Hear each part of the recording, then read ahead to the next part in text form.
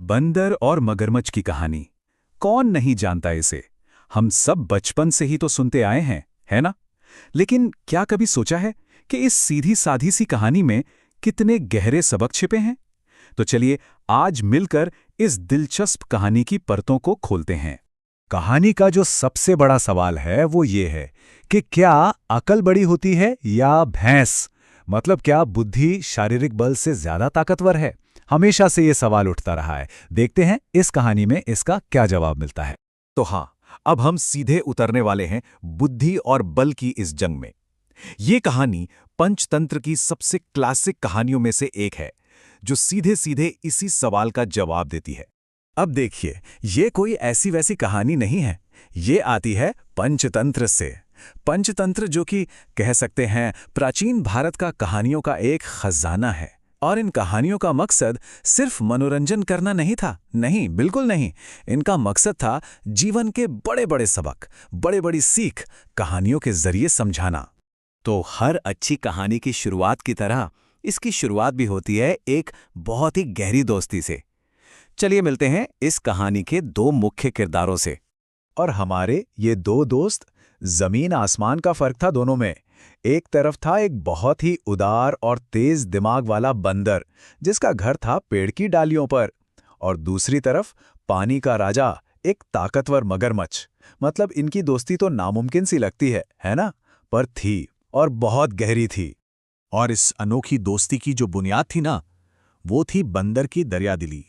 वो रोज अपने दोस्त मगरमच्छ के लिए पेड़ से मीठे मीठे जामुन तोड़ कर देता था। ये सिर्फ जामुन का लेन देन नहीं था, बिल्कुल नहीं। ये एक सच्ची निस्वार्थ दोस्ती का सबूत था। लेकिन हर कहानी में एक ट्विस्ट तो आता ही है, और इस कहानी में भी आया। अब इन दोनों की दोस्ती का एक बड़ा इम्तिहान होने वाला था, और इसकी वजह थी लालच।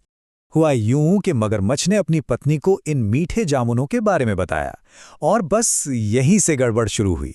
उसके मन में एक बहुत ही खतरनाक और लालची ख्याल आया।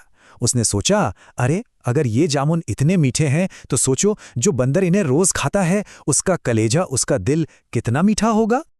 अब बेचारा मगरमच्छ बुरी तरह फंस गया। एक तरफ था उसका जिगरी दोस्त, उसकी दोस्ती, और दूसरी तरफ उसकी पत्नी की ये अजीब सी जिद। वो अपने दोस्त को धोखा देने के बारे में तो सोच भी नहीं सकता था। ये तो नामुमकिन था। लेकिन उसकी पत्नी भी कम नहीं थी। उसने इमोशनल ब्लैकमेल का रास्ता अपनाया। सीधे सीधे धमकी दे दी कि अगर तुम बंदर का कलेजा लेकर नहीं आए तो मैं अपनी जान दे दूंगी। बस अब तो मगरमच्छ के पास कोई और रास्ता बचा ही नहीं था। और यहीं से कहानी उस मोड़ पर पहुंचती है जहां दोस्ती का सबसे बड़ा इम्तिहान होता है और धोखा सामने आता है, बिल्कुल नदी के बीचों बीच। तो अगले दिन मगरमच्छ एक झूठा बहाना बनाता है। वो बंदर के पास जाता है और कहता है, चलो दोस्त, आज नदी की सैर पर चलते हैं। और बेचारा बंदर, उसे क्या पता था, वो तो अपने दोस्त पर आंख बंद करके भरोसा करता था। खुशी खुशी उसकी पीठ पर सवार हो गया।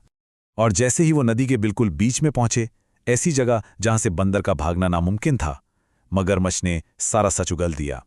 वो पल था जब दोस्ती और भरोसा एक झटके में टूटकर बिखर गए। लेकिन कहानी यहीं खत्म नहीं होती। असल में कहानी तो अब शुरू होती है। जब मगरमच्छ की ताकत ने बंदर को धोखा दिया, तब बंदर की बुद्धि, उसकी अक्ल उसे बचाने के लिए आगे आई।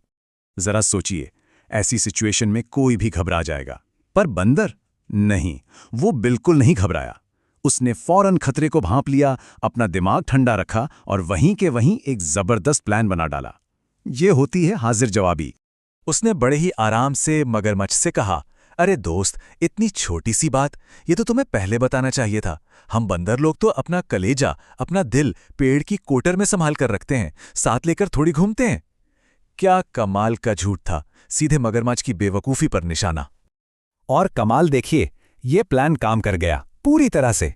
वो मूर्ख मगरमच्छ जो अपनी पत्नी की जिद पूरी करने के लिए अंधा हो चुका था, उसने बंदर की बात का पूरा यकीन कर लिया और फौरन वापस पेड़ की तरफ तैरने लगा।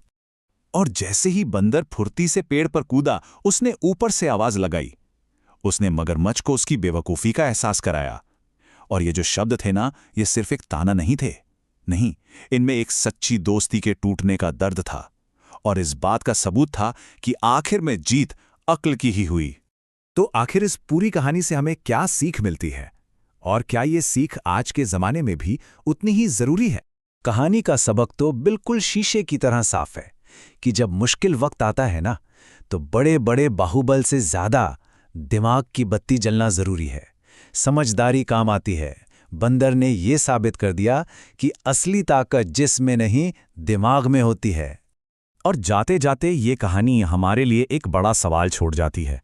आज की दुनिया में, इस भागदौड़ भरी जिंदगी में समझदारी या अक्ल की सबसे ज्यादा जरूरत कहाँ पड़ती है?